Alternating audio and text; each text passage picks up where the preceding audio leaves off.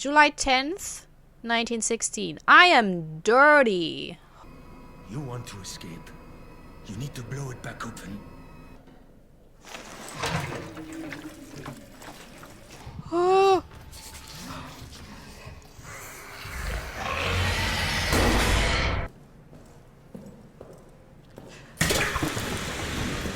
Shit. Oh! Come on, kill me. Just kill me already. Killed by rats, that's a new one. Oh my god. What the fuck? Can I just wriggle myself? I would wriggle myself. Oh! Okay. We finally have the wrench. Anyone left? Code is 3702.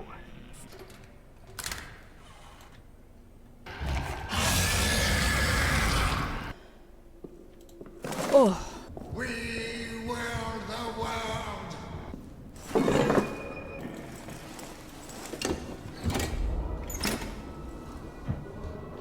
Well, do it. Let's just see what happens.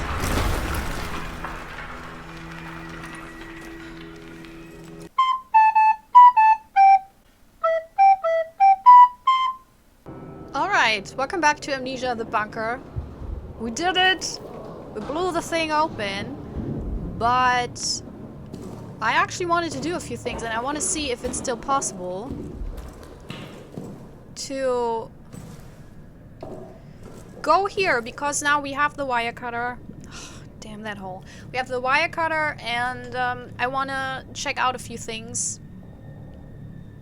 And I don't know if the monster will be a bigger issue now. Like heightened possibility to get eaten. I don't know. We'll just try out stuff, you know. And so that will be the first part of this. And then the second part is, so I already, in the last episode, I didn't show it, but I already took a first little glimpse into, no, let's stand in front of the lamp in case it goes up. What's that? I took a little glimpse into what's next, and it's a whole boss battle. So this is the first time that I'm actually not looking forward to, you know, to continuing this, because I hate boss battles, and apparently it's one of those things where you get chased down while having to solve a puzzle, which that's not. Look, I'm not. I think it's one of my top 3 things I really hate.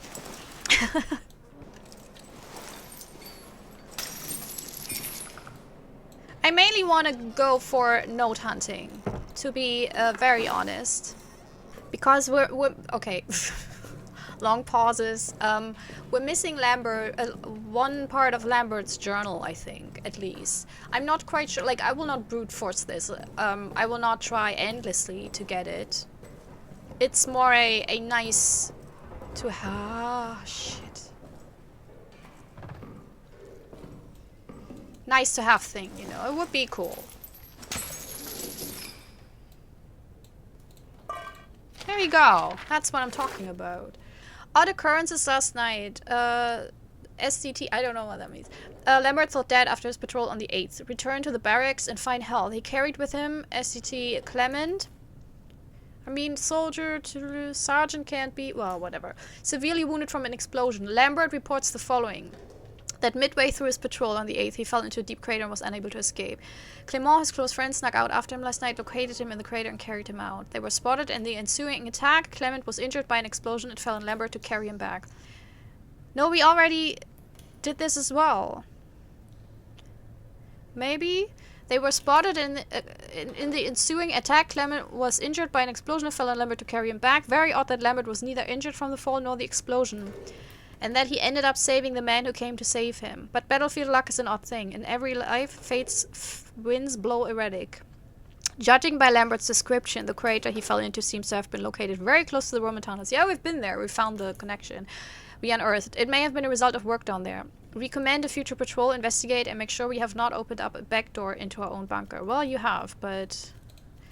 And... Permission to court-martial all the tunnel saboteurs is granted. Any mercy is to be meted out at our discretion. I don't know about you, but I have none left. I say throw them all in the pit. Leave them there till Armistice or Judgment Day, whichever comes sooner. Jesus. Do I have any codes that I... Yes! Lambert, 5136. Let's see.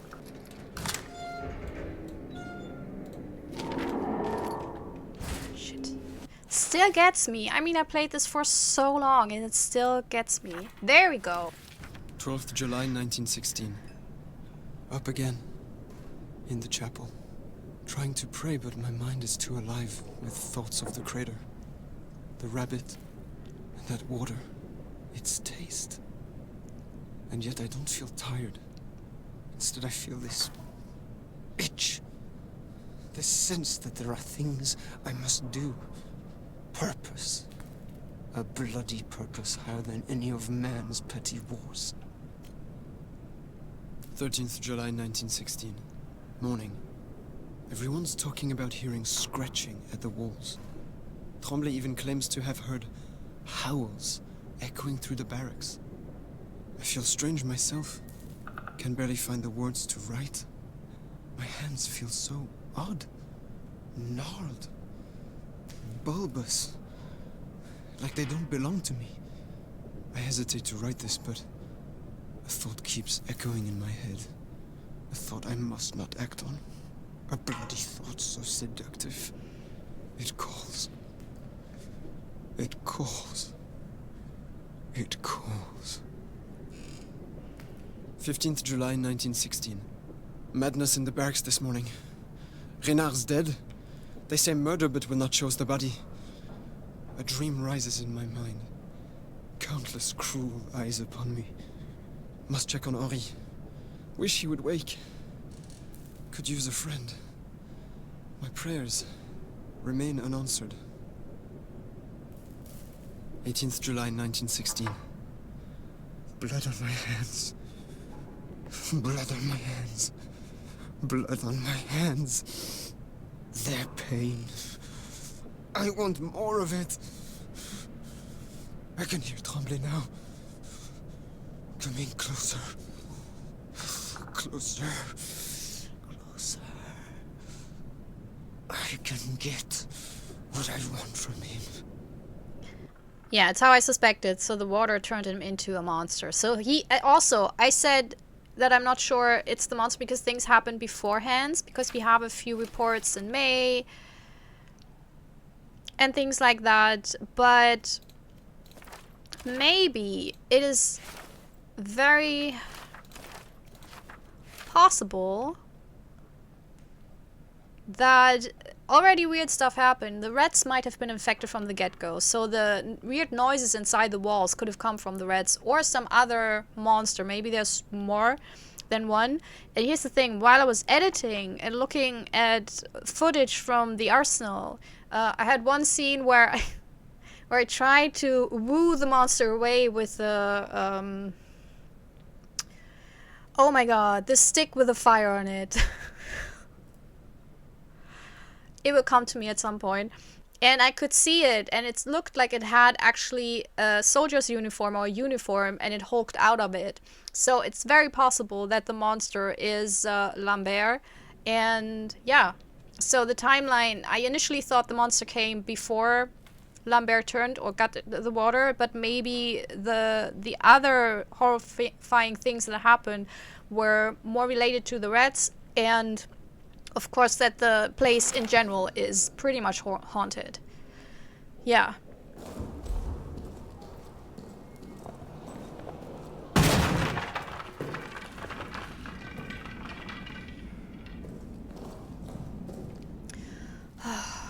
I don't wanna. It looked so much like a thing that I don't want to do. It just really stressed me out from the get-go.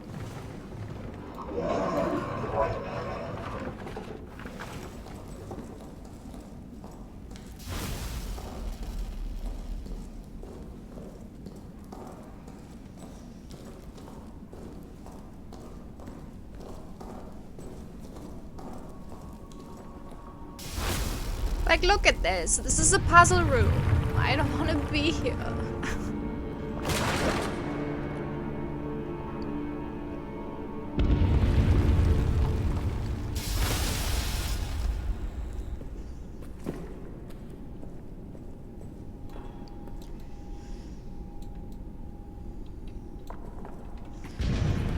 Nope. Why can't I? Oh.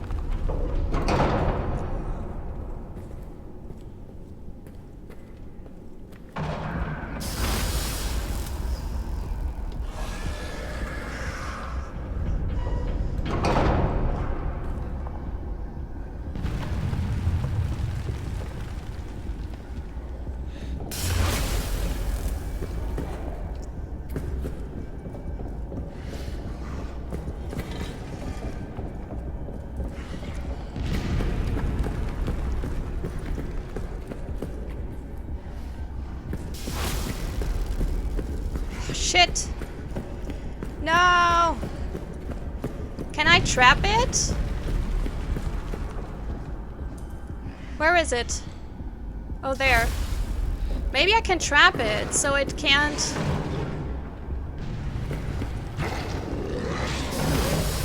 What is it doing?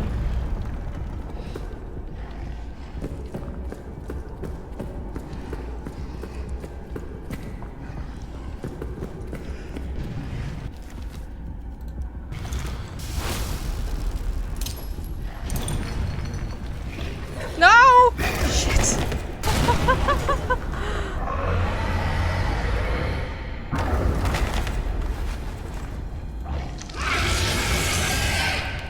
Ah, shit.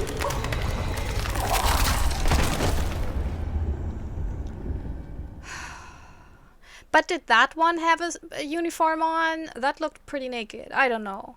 And that's that's why I'm not looking forward to this, because I know I have to do something with this, but I don't know what. And I don't have the time to think about this because, I mean, everyone who watches my channel knows this because I say this every single time. Put me under stress and I can't think straight. It will not work. I will not, the simplest thing, I will not be able to put it together.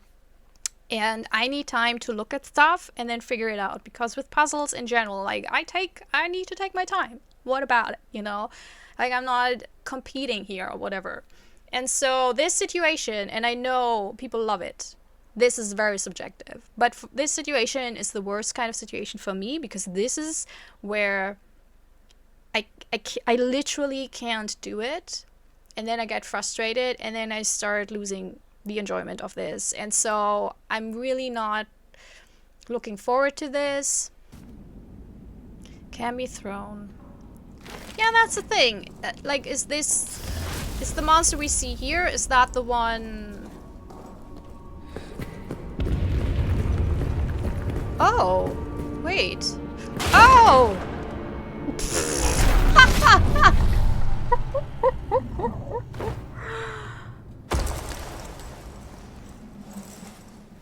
Wait, what? Did I die?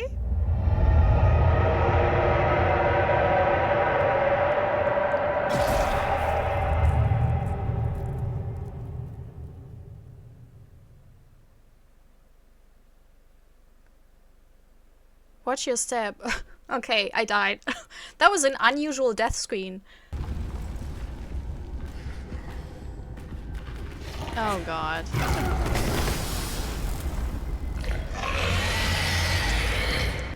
So we had this, I mean, one idea might be that we have to put it in a place where it can't go back. So it has to chase us, and then, but it was super fast. The moment I threw the grenade, it ran for it. So I'm not even quite sure if that's possible.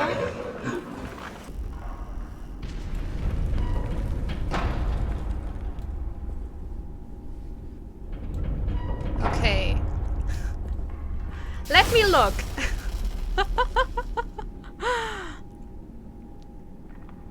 So maybe that's it. That's what I have to do. I have to put it somewhere, like lead it here. Yeah, and this is the thing. So they give me fuel. But why would they do that? Like, why do they need to give me fuel? And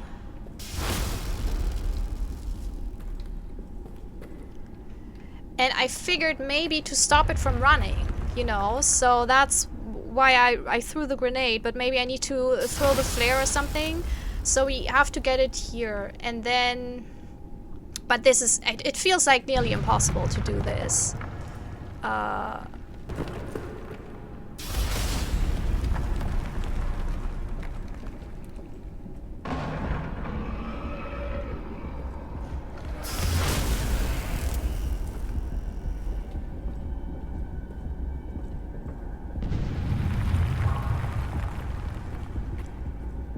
Where is it?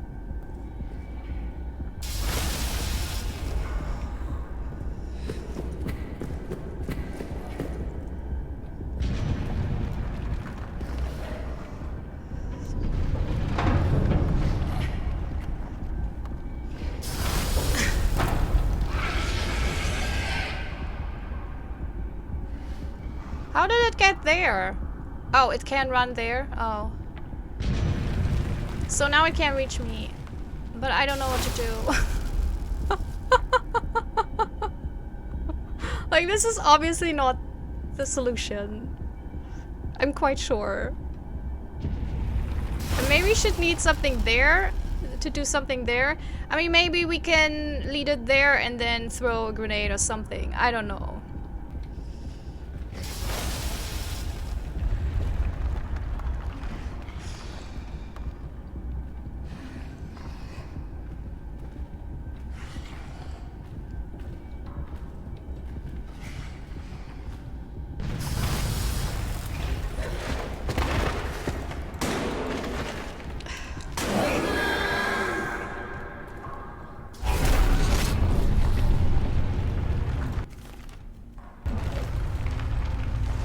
Oh shit! Oh no, I think I messed it up. No, no, no, why did I do this? No! Oh my god! No! Henri! Henri! Don't!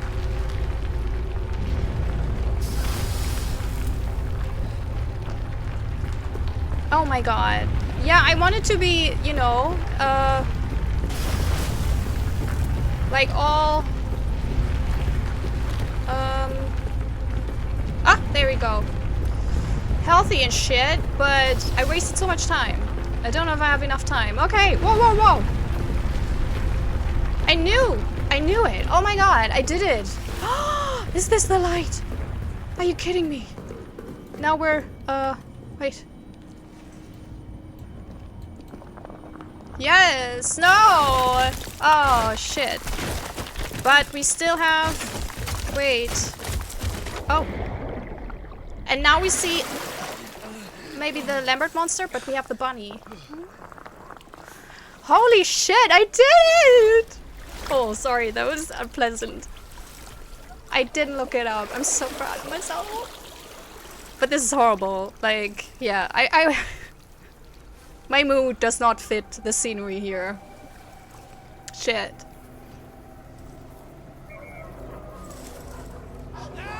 Shit. Napo, finish the game! Scarper. So here's the thing, maybe we could have thrown the bunny at Lambert, but to be quite honest, I did this.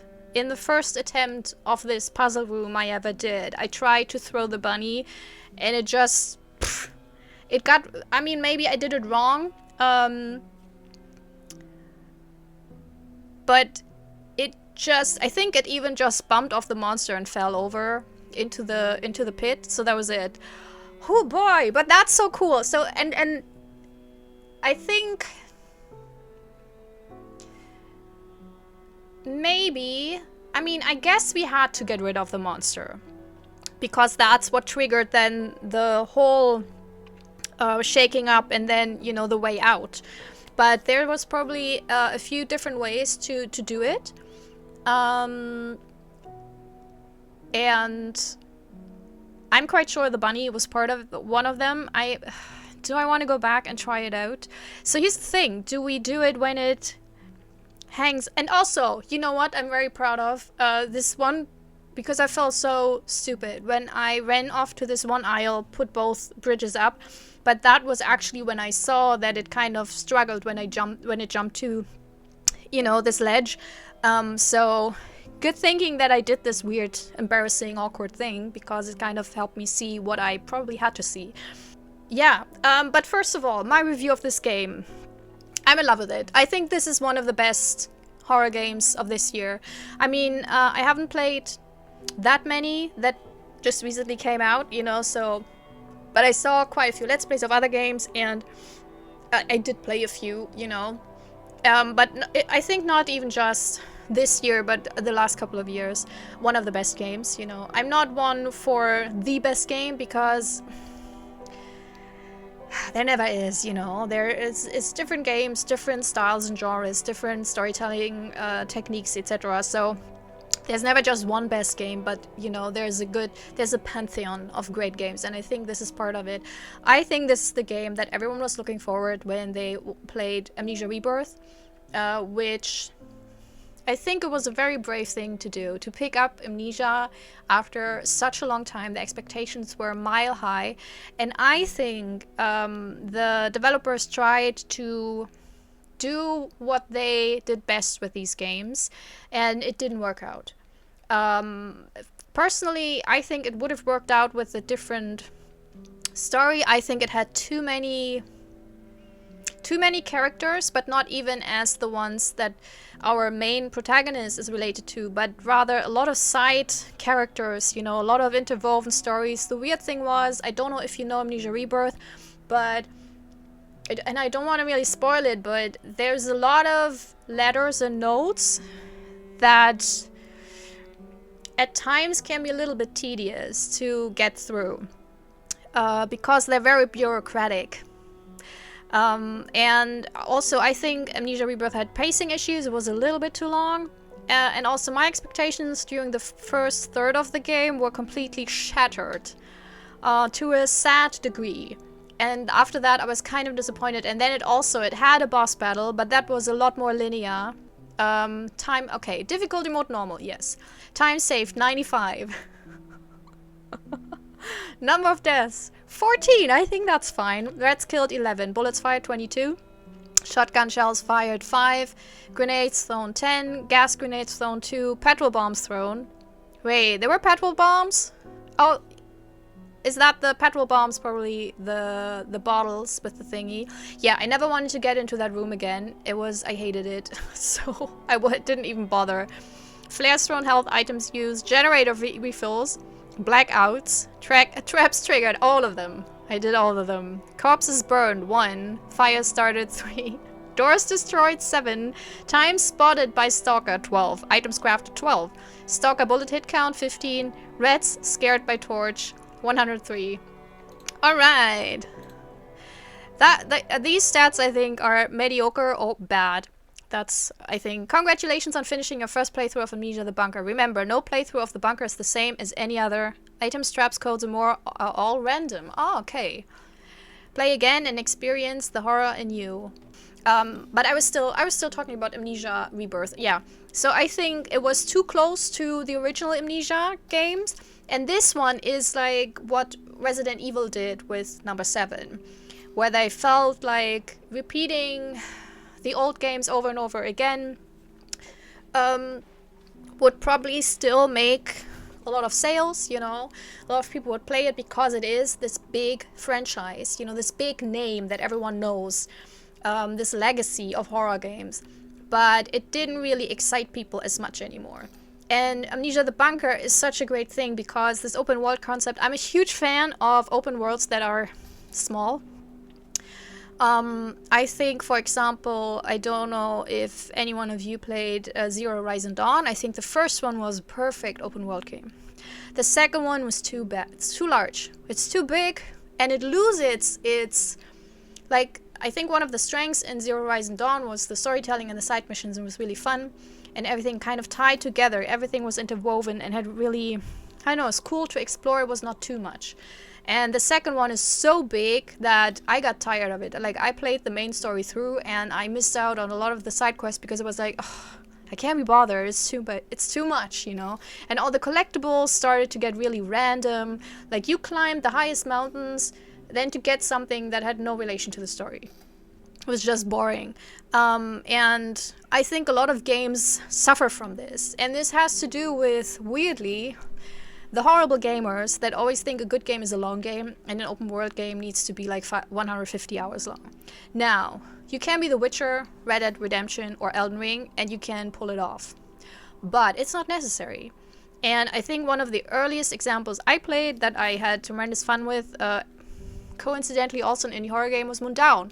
Moondown is actually somewhat of an open world concept because you can run around, you unlock, you know, specific areas, but you can always go back, do other things. Holy shit! I love this detail. This is great. And you can basically decide what to do. I mean, there's of course a certain linearity, just as much as with Amnesia the Bunker, but just as much as with Elden Ring. You have to do certain things, you know, before you can do other certain things. So that's clear, but you still have a lot of freedom. And with Moondown, likewise as with Amnesia the Bunker, it was a very... it was a small world, but it was still an open world where you had a lot of different ways to approach a scenario, how to go about. If you want to go super stealth, if you want to always run around screaming, if you want to shoot your way through, you know, and also, like, it was also ration, like, it was also somewhat of a survivor game because you had to be careful with your, you know, resources. And it's one of my favorite games of all time. Not even just horror games, just all in all, because also it's stunning, you know, it's beautiful, I love the story, it's one of the best stories ever. It's so unique. I can assure you, how many games you played, you will play Moondown and you will say, I've never played a game like this. You know, it's just what it is. And so with Amnesia the Bunker, the open world concept as well worked really well because you are in this small bunker, but you can do whatever you want. You have different approaches. If you're really good at stealth and orienting yourself in the dark, you know, then you can do a lot of things without even alerting the monster probably. If you're like me, you will activate all the traps, you know, you will blast your way through the doors, and it will still be fun because you can run away. We did so much running. I wish they would have like showed how often we ran, you know, the times ran compared to the times we walked or crouched. And the different approaches, it's so much fun, and it still stays tense. I like that it doesn't have like 20 different monsters. I think the rats, I could have lived without the rats, but I totally get why they are there because they're very crucial to the game. They add so much tension. If they screech, they will alert the monster. They bite you, then you're bleeding, then they follow you apparently. Like some people, I found some Reddit posts where people were like, why are the rats following me? They won't leave me. And it's because if you're bleeding too much, they will not let go of you. Which is also... It's hilarious. I love the monster, you know. I think it is such a neat way to say there's different ways to listen, to look, you know, with the lights flickering, with the wall noises, with the dust, to see if the monster is somewhere close. Also with your heart, because the heart beats a lot more when the monster is close. I think the level design is genius. You can unlock certain shortcuts. I did not unlock them all. There's a lot of things that you can do if you want to 100% this. I think it's a lot of fun, but you don't have to. So there's clear things you can do, and then there's, you know, just side quests to get more notes, etc. And I think the notes are so much better than in Amnesia the Rebirth. Not the Rebirth, Amnesia Rebirth, because the notes actually closely connect to the world, to our protagonist's world. Because with Amnesia, you suddenly had some other stories mixed in, and they got so convoluted, and they had nothing to do with our protagonist. And that was the part where you kind of, as a viewer, disassociate emotionally, because it was very complex, but not because, oh, I didn't get it, but more it was too complex, where it feels like, oh, you know, actually, I'm more concerned about my pregnant protagonist who's looking for her friends. You know, that's kind of the emotional core of this story, but it isn't in the notes. And here it actually is, because you have these soldiers who might like each other or not, you know. I mean, as every group, especially if you're cooped up in a bunker in the middle of war, you know, you have people you like, you have people you hate, you have assholes, you have cowards, and all the drama of it. And then add to it finding the Roman tunnels, something horrible happens. Suddenly there's people that are dead. Everyone is basically accusing everyone of doing things, you know, everyone is kind of being shady. People try to sabotage so no one else can get into the tunnels because they know something's evil lurking there.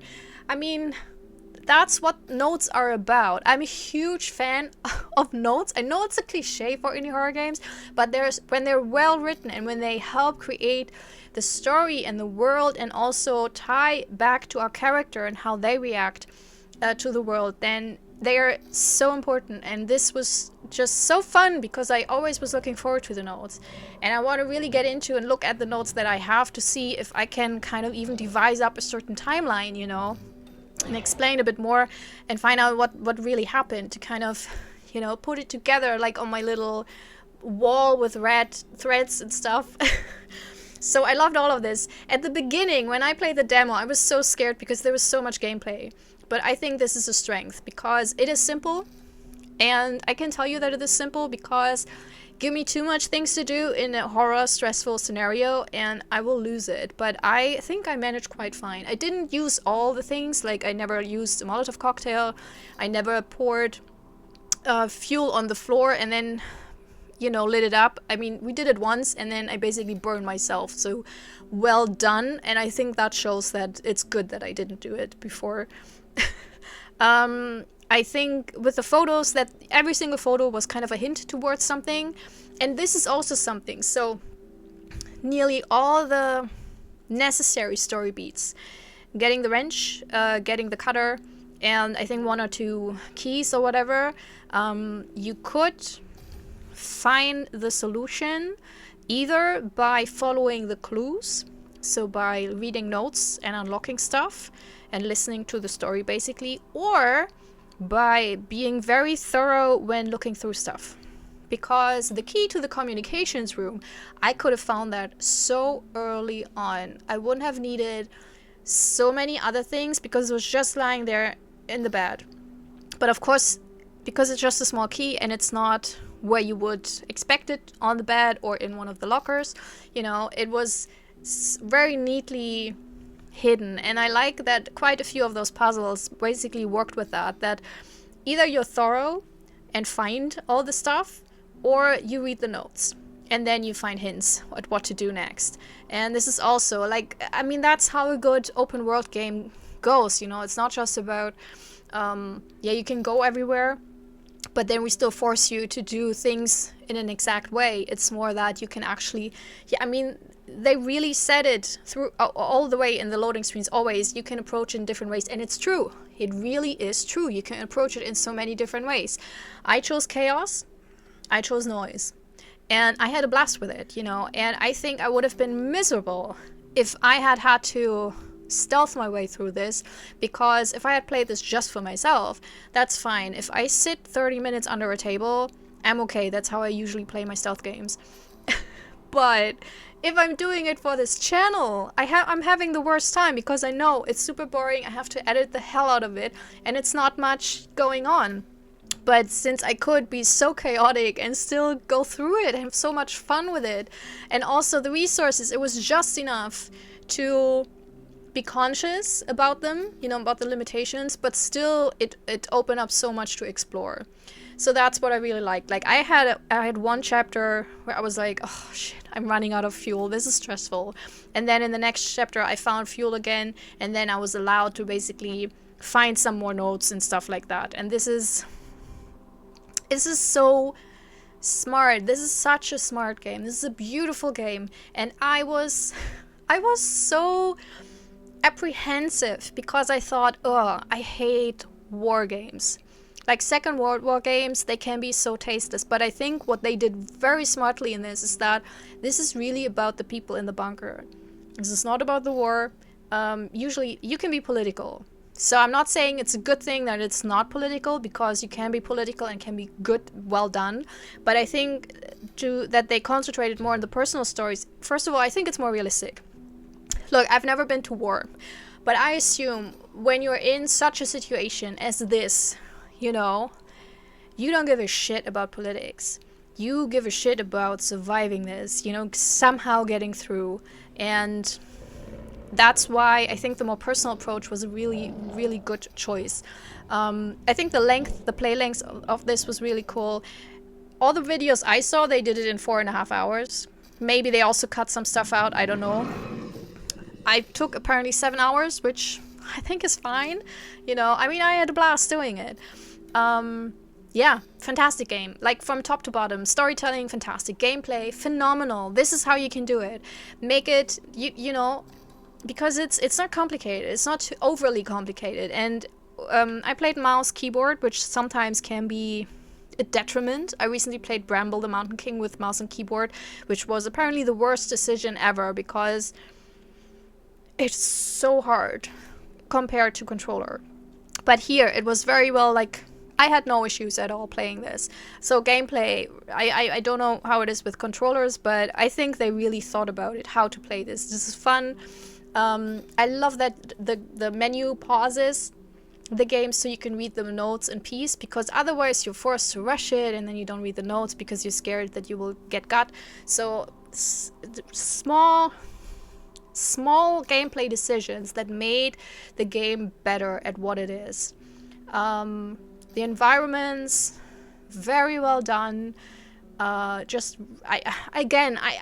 never been in a war bunker, but I'd figure they did their research. I think they did this justice when it comes to the looks and the interior and everything. It was just beautifully done. So many cool, also creepy details. You know, all the gore, the corpses, the holes, that suddenly there appears a hole in your safe room. And I'm not sure, but it's quite possible that it can actually get you in a safe room when the light is out. That is genius. That is so cool, whether it happens or not in the safe room. But just that suddenly you come back and there's a hole in the safe room. That's beautiful. It's completely unnecessary, but it's beautiful that it happened. And it adds so much to the atmosphere. Like, I cannot praise this enough. There's nothing I would change about this. Because even the puzzle room, you know, I was so, when I saw it and I died immediately, I was so defeated. I was like, I will never figure this out. Because I thought of Amnesia Rebirth, where the puzzles were these, you know, sometimes really abstract thing, and you have to align something and it takes really long to get in. I thought, I cannot do this while I'm running away. But here, it was very much about what the game told you throughout the game. What was like, watch the monster, you know, see what it does, look at your environment and try to use it to your advantage. And that I just spitballed this, basically. Is that the right word? That I just tried it out with the shooting, where I was like, oh, it's hanging off the ledge, maybe I can just blast it into the abyss. It worked. I would never have thought that this is possible, because in my head, the solution was much more complicated. Like, to have this logical puzzle where I blast away all the wooden things and have to make sure that I can still get through and everything, you know. So it was so, and probably that was probably one of the approaches. So there probably were more approaches, but that's the beauty of it, that you could solve this puzzle room in more ways than one, which made it fun to me. You know, I didn't even get frustrated. I thought I would. Like, I was in the middle of, oh my god, this will be so frustrating if I have to try this over and over again, and then I have to look it up and it will be so defeated. But it didn't even get to that point, because with every single death I also had a new idea. So yeah, man, I love this game. This is beautiful. I just can't recommend it enough. And that's just how you do it. It really is, and it shows. It doesn't have to be 20, 50, 100 hours. Open world doesn't mean that it has to have the biggest map in the entire universe, you know. Just be smart with it. Be very good with the storytelling. Have gameplay that's easy to do and fun to do. That's one of the key issues. This was fun. I mean, because I played Bramble with mouse and keyboard, I did not have fun with that gameplay. Like, I thought everything else was so intriguing, except some story beats, but I did not have fun. Here, I had so much fun doing this. I always wanted to get back to it when I stopped this, so love it.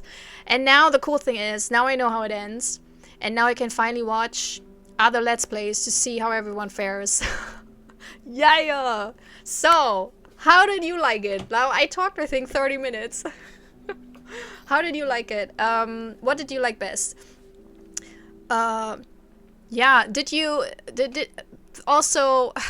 see other Let's Plays? How did they compare to my style? That's really interesting to me, because I think I have a very distinct style of a player who doesn't know how to play stealth horror games. And I would like to know if there are different styles as well out there. And yeah, if I missed something, anything, you know, I think now is the time to share it in the comments. Notes or any info on the lore or stuff like that. Feel free. And man, I enjoyed this so much.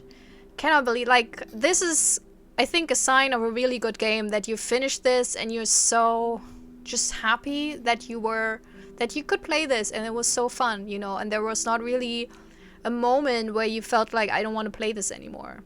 I mean, with the puzzle room, I felt for a second, oh, this will be but then it turned out to be great. You know, they really followed through. They learned, and that's another thing. They learned so much, I think, from the criticism for Amnesia Rebirth, which is, I think it was a harsh thing for them that Amnesia Rebirth probably did not get the positive feedback, or like I think it was like received well, but not. Finally it's back, you know, amazing. I love it. It exceeded expectations, and I think they listened very clearly to the feedback from the players, and they incorporated everything that was constructive into one of the best horror games of the last couple of years. I mean, without a doubt. So yeah. I hope you had a good time. I hope you have a wonderful day. And maybe, yeah, you too. Maybe see you next time. Bye. This is my self-recorded outro song, so I don't get hit with copyright claims. If you subscribe to a lot of fun tutorials, reviews, and let's plays.